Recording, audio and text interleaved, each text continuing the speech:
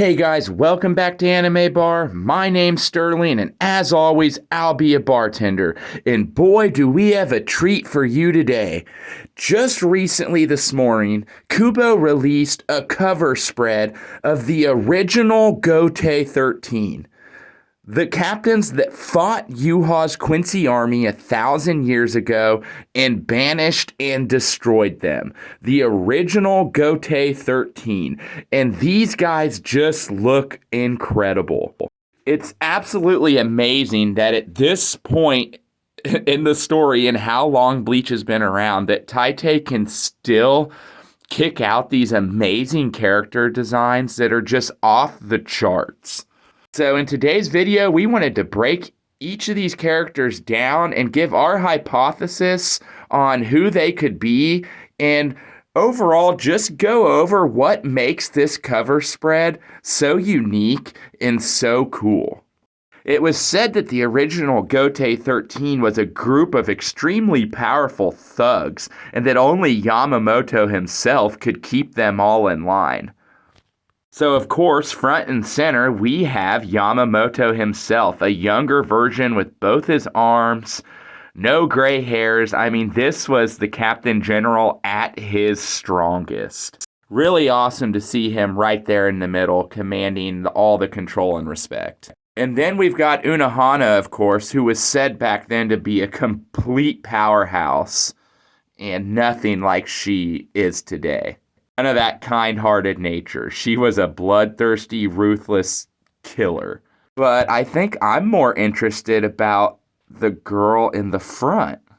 To me, she kind of looks like Kuraku's Zanpakuto spirit. We know she's not, but the eye patch and the pigtails and the hair color, kind of a similar character design. But I'm really loving the way she looks. Like, she looks completely badass. She's wielding this incredible looking Zanpakuto. I love the hilt. I love the curve on the blade. It looks to be a long sword. Her whole character design is pretty cool to me.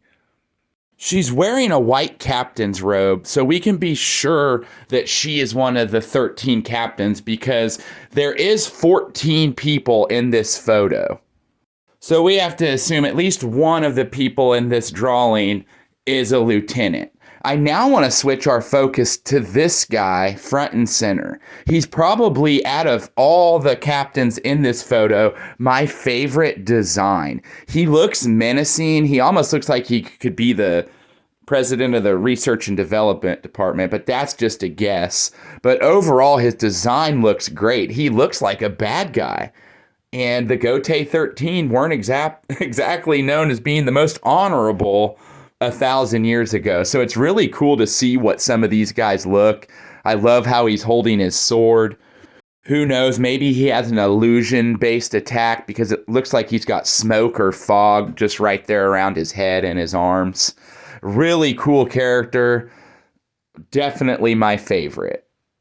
Moving upward just a little bit, you have the timid captain in the corner, who may not actually be so timid. She may just look like it. She actually wields a giant spear-like Zanpakuto, which out of all these Zanpakuto designs, hers is definitely my favorite. It's a long golden spear. It just looks incredible. I'm digging the design. Moving on, this man here with the wrist shield is the only one that appears not to be wearing a Hiyori. At first, I thought he may have been a dual Zanpakuto wielder, but if you look closely, that's actually the Zanpakuto in the back. His Zanpakuto is a small short sword. But I'm digging his design either way. He gives off almost a royal vibe with the armbands, and he's larger. I mean, he eats well. I mean, he just seems royal to me, and I like his character design. Moving on, the most hard character to notice in this entire spread is this old decrepit man that's wearing a captain's Hiyori. He looks on the brink of death and almost evil like a Sith Lord would. Really makes me wonder what his role in the Gotie 13 is. I mean, if he looks this old, he may be the oldest person on this original Gotie 13. Really neat character design, if you ask me. Like I mentioned before, all these guys were and women were hard to handle, almost thug-like personalities that were only able to band together because Yamamoto commanded it. He commanded all of them. I'm really digging this ghost-like character in the corner next to Unohana with the pale skin and the gray hair. They don't seem to be wearing a captain's uniform, so this actually may be one of the lieutenants. But he or she looks pretty menacing if you ask me, and her power set could be pretty unique. I would love to get a side story explaining all these characters. I mean, that would be incredible.